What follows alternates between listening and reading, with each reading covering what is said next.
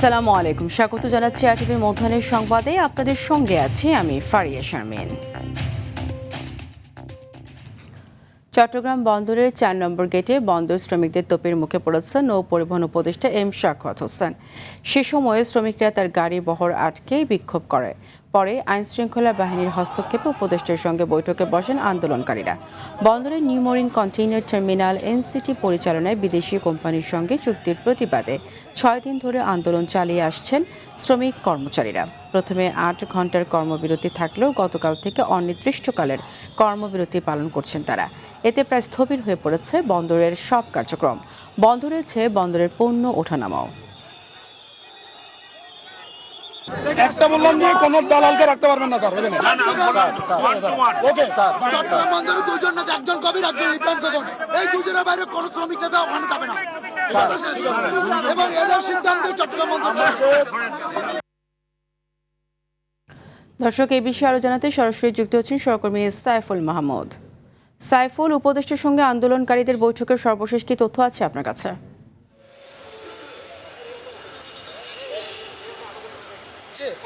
যেমনটি বলেছেন, আমি ঠিক এই মুহূর্তে দাঁড়িয়ে আছি আসলে বন্দর ভবনের সামনে। এই বন্দর ভবনের ভিতরেই কিন্তু নৌ উপদেষ্টার সাথে আন্দোলনকারীদের এবং বন্দর ব্যবহারকারীদের এবং বন্দর ঊর্ধ্বতন কর্মকর্তাদের সাথে কিন্তু বৈঠক চলছেন। বৈঠকের পরে হয়তো সাংবাদিকদের সাথে ব্রিফিং করবে, তারপরে আমরা হয়তো বলতে পারবো আসলে কি বিষয়ে সিদ্ধান্ত হয়েছে। তবে যারা আন্দোলনকারী আছে তারা বলেছেন আজকে সুনির্দিষ্টভাবে ঘোষণা দিয়ে যেতে হবে নৌ উপদেষ্টাকে বন্দর বাইরে কাউকে ইজরা দেওয়া যাবে না, এই বিষয়টিকে সুনির্দিষ্টভাবে পরিষ্কার করতে হবে। নাহলে কিন্তু তারা কিন্তু এই আন্দোলন চালিয়ে যাবেন এবং তারা কিন্তু বাইরে অবস্থান করতেন। বাইরে কিন্তু বন্দর ভবনের বাইরে তারা কিন্তু সব শ্রমিকরা কিন্তু অবস্থান নিয়েছেন। কোনোভাবেই কিন্তু যাতে ঘোষণা ছাড়া নৌ উপদেষ্টাকে তারা কিন্তু বাইরে বেরোতে দেবে না বলে তারা এমনটা জানিয়েছেন। তবে যারা আন্দোলন করতেন তারা জানিয়েছেন আসলে যেহেতু এনসিটি আসলে একটি লাভবান প্রতিষ্ঠান এবং লাভজনক একটি ইয়ার্ড, এই ইয়ার্ডটি বন্দরের নিজেরাই পরিচালনা করে থাকে, সেটি কেন আসলে বাইরে দিতে হবে? এটা তো বন্দর কর্তৃপক্ষ নিজেরাই পরিচালিত করতে পারে। এর আগেও কিন্তু এটি বন্দর কর্তৃপক্ষ পরিচালনা করে এসেছিল।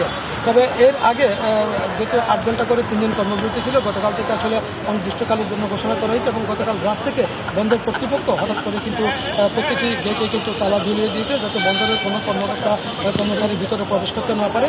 সেজন্য আজ সকাল থেকেই কিন্তু আসলে বন্দরের 4 নম্বর গেটে কর্মচারীরা যখন ভিতরে ঢুকতে পারেনি তখন কিন্তু পুলিশ এবং আন্দোলনকারীদের সাথে আসলে মুখোমুখি সংঘর্ষ হয়। এক পর্যায়ে যখন নৌ উপদেষ্টা বন্দরের ভিতর দিয়ে আসেন তখন কিন্তু তিনি চোপন্মুক্ত করেন এবং তিনি শ্রমিকদেরকে শান্ত থাকার পরামর্শ দিয়েছেন। তিনি বলেছেন তিনি কিন্তু দেশের স্বার্থে হয়তো এমন কোনো কিছু করবেন না বলে তিনি শ্রমিকদেরকে জানিয়েছেন। তবে বের হলে আমরা বলতে পারবো আসলে কী ধরনের সিদ্ধান্ত হয়েছে, হয়তো পরবর্তী সংবাদে আমরা আপনাদেরকে আরও জানাতে পারবো।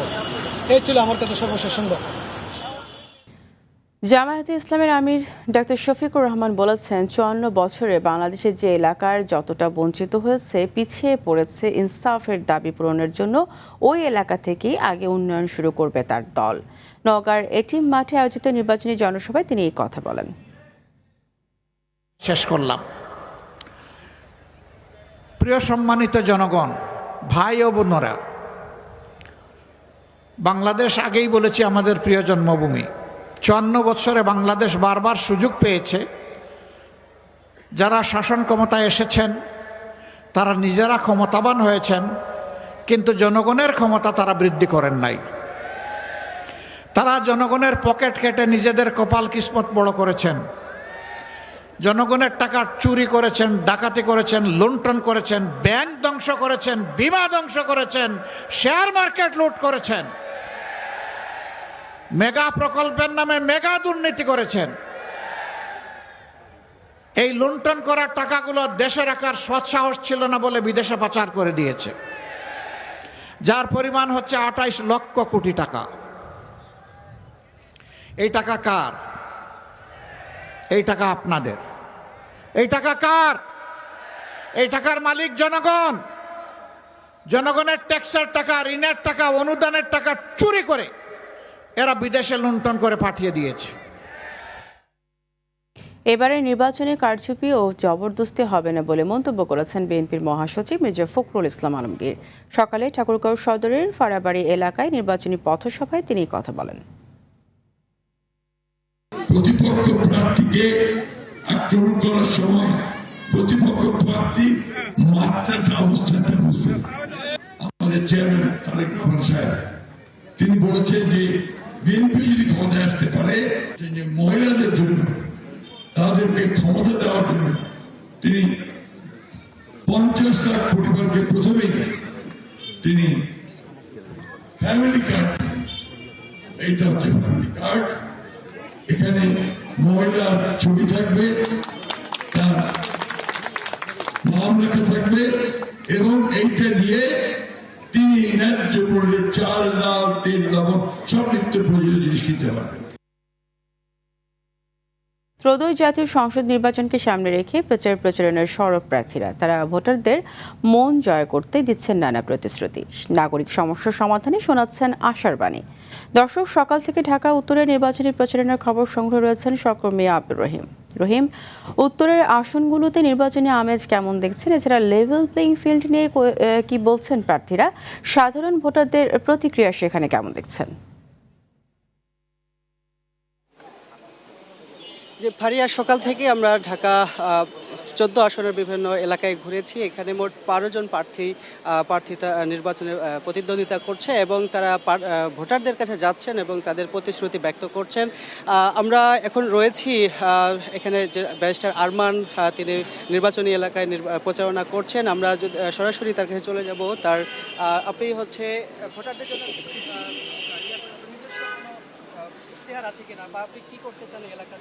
যে আমাদের প্রধান ওয়াদা হচ্ছে যে আমাদের এলাকার সব মানুষের অভিযোগ নির্বাচনের পর এমপি সাহেবকে খুঁজে পাওয়া যায় না। আমরা প্রথমত হচ্ছে গিয়ে আমাদের কতটুকু সরকারি বরাদ্দ আসলো এবং সেটা কোন খাতে ব্যয় হলো প্রত্যেক 6 মাস পর আমরা জনসম্মুখে তুলে ধরবো। প্রত্যেক 6 মাস পর আমরা জনগণের মুখোমুখি হব, গণশুনানি অনুষ্ঠান করবো, সেখানে সবাই এসে জনপ্রতিনিধিকে প্রশ্ন করতে পারবেন। আমরা আলহামদুলিল্লাহ এখন পর্যন্ত ঢাকা 14 আসন ভিন্ন অন্য সারা বাংলাদেশ থেকে, এখানে একটি আন্তরিক পরিবেশ বিরাজ করছে, কিন্তু অন্য জায়গায় এই অবস্থা নেই। প্রশাসন একদিকে ঝুঁকে পড়েছে, বিভিন্ন জায়গায় সহিংসতা হচ্ছে। সবচেয়ে আশঙ্কাজনক হচ্ছে আমাদের মহিলা রাজনৈতিক কর্মীদের উপর হামলা চালানো হচ্ছে, ভয়ভীতি দেখানো হচ্ছে, রক্তাক্ত করা হচ্ছে। আমরা আহ্বান জানাবো অবিলম্বে এদেরকে আইনে আওতায় নিয়ে আসতে হবে, লেভেল প্লেইং ফিল্ড নিশ্চিত করতে হবে যাতে একটি উৎসবমুখর পরিবেশে আমাদের এই জাতীয় নির্বাচন অনুষ্ঠিত হতে পারে। জি, শুনছিলেন আরমানের পক্ষ থেকে। এখানে ঢাবির ভিপি সাদিক ক্যাম রয়েছে, তার কাছে আমরা গণভোটে হায়ের পক্ষে ক্যাম্পেইন করছি। 12 ফেব্রুয়ারির নির্বাচনে প্রথম যে ভোটটি হবে সেটা হচ্ছে গণভোটে হায়ের পক্ষে আমরা ক্যাম্পেইন করছি প্রত্যেকটা পাড়ায় পাড়ায়, মহল্লায় মহল্লায়, এবং এই ইনশাল্লাহ ব্যাপক ব্যবধানে বিজয় হবে। ইতিমধ্যে আমরা একটা গণজোয়ার দেখতে পাচ্ছি হায়ের পক্ষে, এবং রাজনৈতিক দলগুলোর মধ্যে বাংলাদেশ জামাত ইসলামী এবং আমাদের সহযোদ্ধা আরমান ভাই, তিনি তার ক্যাম্পেইনের মধ্যে সবার আগে হাঁকে স্থান দিয়েছেন এবং এর পাশাপাশি তার যে ইস্তেহার, তার চিন্তা ভাবনা সেগুলো বলছেন। আমরা ডাকসুর পক্ষ থেকে ওনাকে ধন্যবাদ জানাচ্ছি। ধন্যবাদ।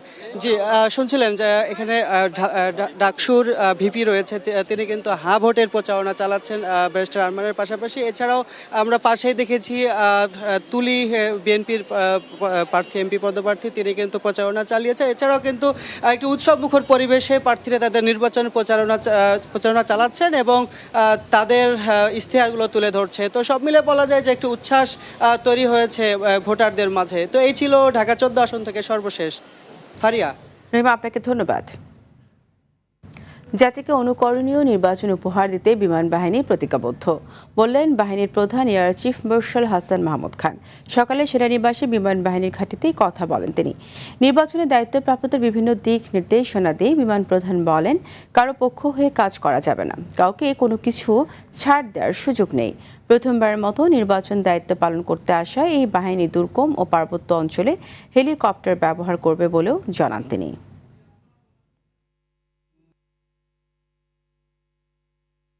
সারা দেশ আজকে নির্বাচনের জন্য প্রস্তুত, আর মাত্র 7 দিন বাকি। এখন যেটাকে বলে শেষ পর্যায়ে যেসব প্রস্তুতি নিতে হয় সেই পর্যায়ে আমরা চলে এসেছি।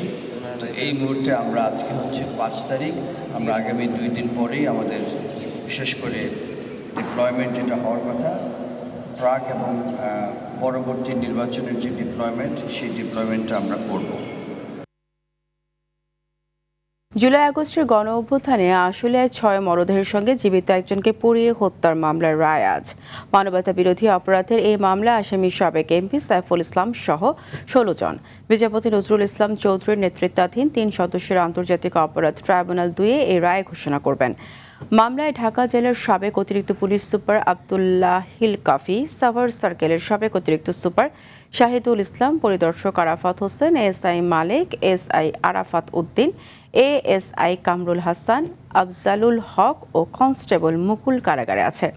গত বছরের 21 আগস্ট শুরু হয় এই মামলার বিচার কাজ। 2024 সালের 5 আগস্ট আশুলিয়ায় জীবিত একজনের সঙ্গে পুলিশের গুলিতে নিহত 6 জনের মরদেহ পুড়িয়ে দেওয়া হয়। আগের দিন আরও একজন পুলিশের গুলিতে নিহত হন।